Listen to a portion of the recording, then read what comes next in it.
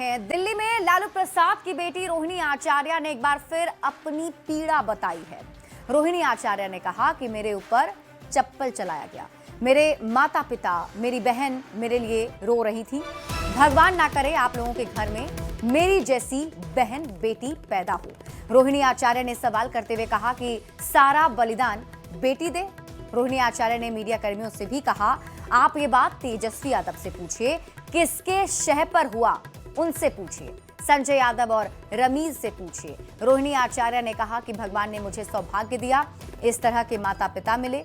बेटी जब सवाल पूछे तो कहा जाए कि ससुराल में जाओ, तुम्हारी शादी हो गई है। मेरी सास भी कल से रो रही हैं, ये सब तमाशा देखकर उनको मेरी चिंता हो रही है, इसलिए बुलाया है। मैं अपनी सास के पास जा रही हूं।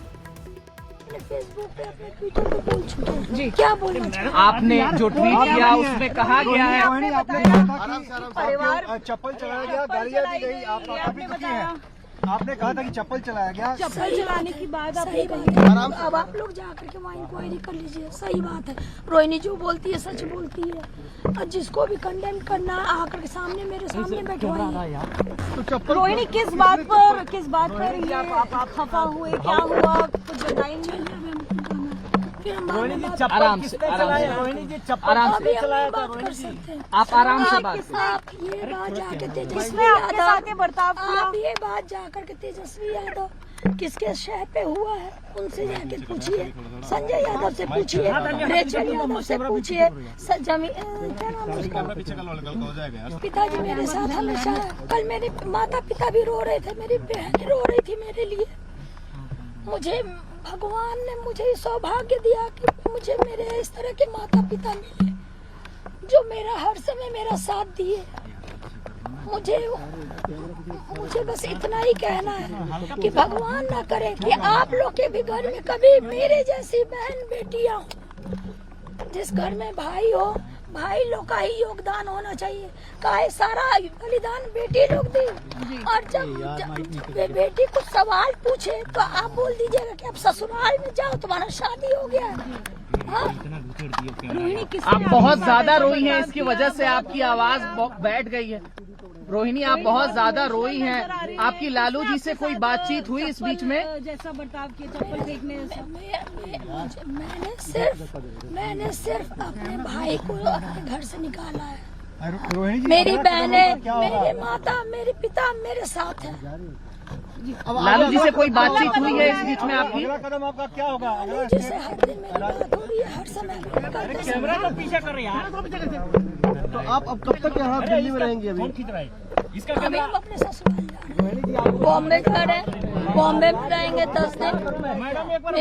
मेरी सास भी कल से रो रही है, ये सब तमाशा देख करके उनको मेरी चिंता हुई, इसलिए उन्होंने बुलाया कि मैं जा रही हूँ अपनी सास के पास। तो लालू परिवार में चल रही कलह के बीच लालू प्रसाद की बेटियां रागिनी यादव, चंदा यादव और राजलक्ष्मी यादव अपने परिवार के साथ कल देर रात बड़ी बहन मीसा भारती के आवास पर पहुंची। रोहिणी आचार्य पहले ही पटना से दिल्ली और फिर दिल्ली से मुंबई जा चुकी हैं। तो बड़ी खबर आपको बता रहे हैं, लालू परिवार में इस कलह के बाद लालू प्रसाद की 3 बेटियां रागिनी यादव, चंदा यादव और राजलक्ष्मी यादव अपने परिवार के साथ कल देर रात बड़ी बहन मीसा भारती के आवास पर पहुंची। ये तस्वीरें जो आपके टीवी स्क्रीन पर आपको हम दिखा रहे हैं, उसमें आप देखिए, पहली तस्वीर जो आप देख रहे हैं 15 नवंबर की तस्वीर है, जब रोहिणी आचार्य ने पहले ट्वीट किया और उसके बाद फिर वो दिल्ली के लिए रवाना हो गई थी। और 16 नवंबर की ये तस्वीर आप देख रहे हैं जिसमें पटना एयरपोर्ट पर लालू प्रसाद यादव की 3 बेटियां दिल्ली के लिए रवाना हुई। देखिए, रोहिणी आचार्य ने जिन संजय यादव पर आरोप लगाया है वो तेजस्वी यादव के खास सलाहकार हैं और 2013 से तेजस्वी के साथ वो जुड़े हैं और फिलहाल आरजेडी के राज्यसभा सांसद भी हैं। संजय यादव को तेज प्रताप यादव इशारों में जयचंद कहते हैं। वहीं रमीज नेमत खान यूपी के बलरामपुर से हैं जो तेजस्वी यादव की एक कोर टीम का हिस्सा हैं। रमीज एसपी के पूर्व एमपी रिजवान जहीर के दामाद भी हैं। देखते हैं क्यों इनकी वजह से लालू परिवार में खटास आई है।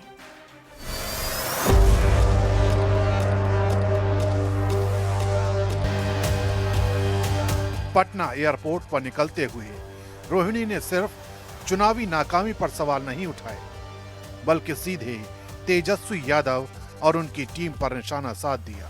रोहिणी का आरोप है कि आरजेडी में सवाल पूछने की भी जगह नहीं बची और पार्टी को इस हालत में लाने वाले लोगों ने उन्हें परिवार से बाहर कर दिया।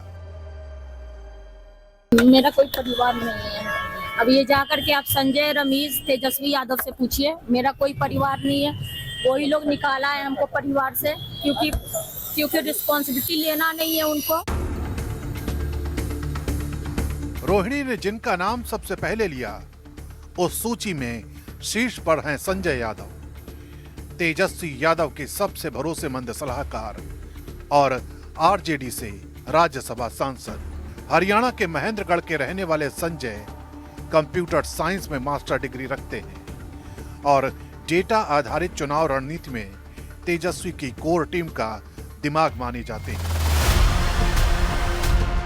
2013 से वो तेजस्वी के साथ जुड़े हैं, लेकिन पार्टी के भीतर कई नेताओं, यहां तक कि तेज प्रताप यादव तक संजय के ज्यादा दखल पर सवाल उठा चुके हैं। रोहिणी का आरोप है कि चुनावी हार की असली जवाबदेही इन्हीं लोगों से पूछनी चाहिए, क्योंकि पार्टी की राजनीति उन्हीं के हाथों में थी। पूरा दुनिया बोल रहा है जो चाणक्य बनेगा तो चाणक्य से आप सवाल पूछिएगा। जब कार्यकर्ता चाणक्य से सवाल कर रहा है, पूरा देश दुनिया सवाल कर रहा है कि पार्टी का ये ऐसा हाल क्यों हुआ। अब जब संजय और रमेश इन लोग का नाम लीजिए तो आपको घर से निकाल दिया जाएगा, आपको बदनाम किया जाएगा, आपको गाली दिलवाया जाएगा, आपके ऊपर चप्पल उठा करके मारा जाएगा। संजय के बाद रोहिणी ने जिस नाम को लेकर सबसे तीखा हमला बोला, वो है रमीज नेमत खान। यूपी के बलरामपुर निवासी रमीज तेजस्वी यादव की कोर टीम में ऐसे शख्स हैं जो नेता प्रतिपक्ष की campaigning, social media management, daily routine सब संभालते हैं। राजनीति में आने से पहले फर्स्ट क्लास क्रिकेट में 30 मैच खेलने वाले रमीज तेजस्वी के पुराने दोस्त भी हैं और उनके सबसे भरोसेमंद चेहरों में गिने जाते हैं। समाजवादी पार्टी के पूर्व एमपी रिजवान जहीर के दामाद रमीज पर रोहिणी का आरोप है कि पार्टी में उनसे सवाल करना भी जोखिम बन चुका है।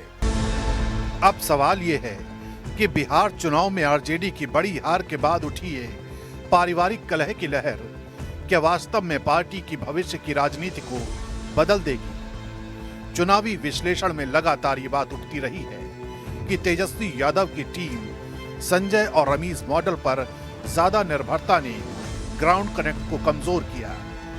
हार के बाद जो असंतोष भीतर उमड़ रहा था, वो अब रोहिणी के बयान से सार्वजनिक वोट में बदल गया है। बीजेपी पहले ही इसे पारिवारिक बिखराव का नतीजा बता रही है और बिहार की राजनीति में ये सवाल गूंज रहा है, क्या आरजेडी का असली संकट चुनावी नहीं, नेतृत्व का है?